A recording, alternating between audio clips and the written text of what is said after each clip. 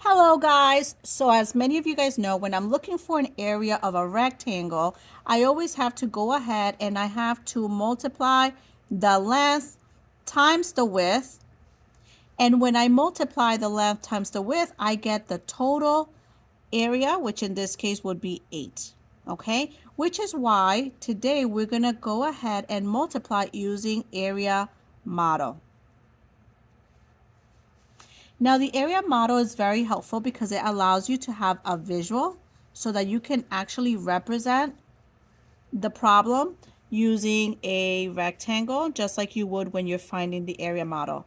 Now in these situations right here, these are the factors, which one of the factors is 42, the other one is the 3. The first step that you need to do is expand the 42. The 4, the value of the 4 is a 40 since it's in the tens place. And then the value of the 2 is 2 because it's in the ones place. The 3 cannot be expanded anymore. So I go ahead and I put one of my factors is 3. I put it on one side. And then the other number has to go on this side. So I take the 40, bring it over here, plus 2. If you notice, I did not change the value of the number. It's still 42, since 40 plus 2 is still 42. Go ahead and I divide my rectangle. And then here I proceed to multiply. Okay, so 3 times 40. I can use my mental math skills to figure that out. 3 times 4 is 12.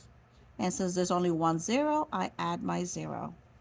Then I come on this box to reflect the product of 3 times 2, which is 6.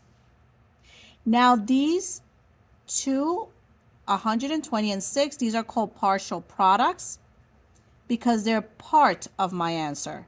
Partial products. So in order for me to find out what my final product is, I need to add them.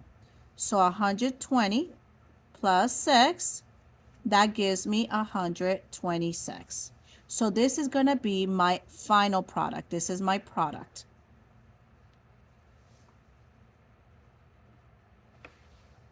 That's it, guys. You got this. Don't forget to expand your numbers. Once you expand them, make sure you place them on the same side of the rectangle. And then you multiply across. Once you multiply, you put them together. You add the partial products together, and that will give you your final product.